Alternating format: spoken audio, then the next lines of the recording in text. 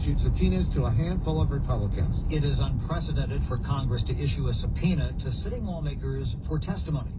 Here are the 5 members who won't cooperate, all from the GOP.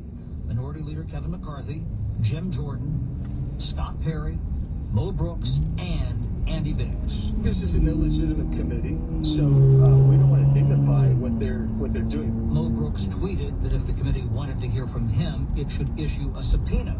So the committee took Brooks's offer. The House could vote to hold them in contempt that could trigger a prosecution by the DOJ. Fox's Chad Perger and the panel is preparing for a series of public hearings this summer. The symbol that perhaps reflects the inflation problem the most at the moment is perhaps baby formula. There's a lack of it on store shelves. Mothers are worried.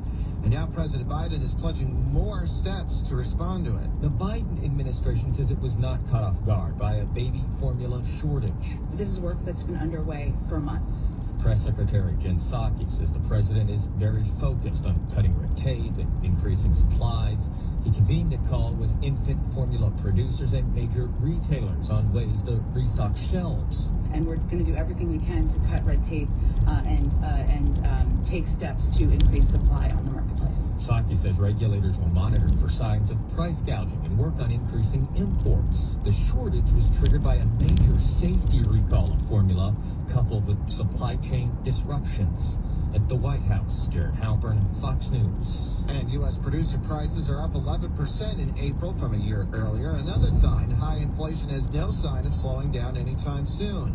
And now the president is showing to his own party he's worried, expressing concern in front of Democratic donors last night. The Republicans are blaming the president's policies for sparking the inflation in the first place, laying blame on the passage of the American Rescue Plan when we saw CPI inflation jump, which happened well before the invasion of Ukraine. It should not be this hard for Americans to feed their families.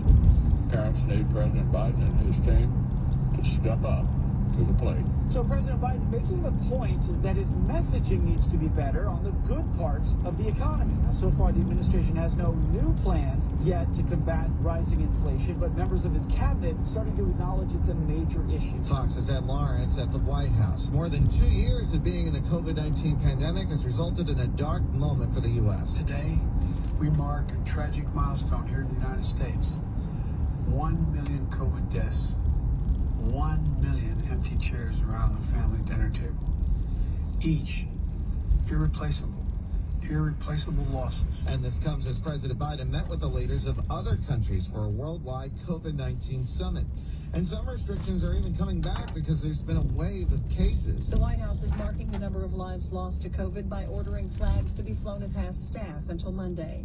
Some school districts in the Northeast are bringing back mask mandates as COVID cases rise in that region. Globally, more than 2 years into the pandemic, North Korea has acknowledged its first case of COVID-19. A lockdown has been declared, and its leader, Kim Jong-un, was seen wearing a mask in public, likely for the first time. And the World Health Organization says COVID cases are dropping everywhere except the Americas and Africa. Tanya J. Powers, Fox News.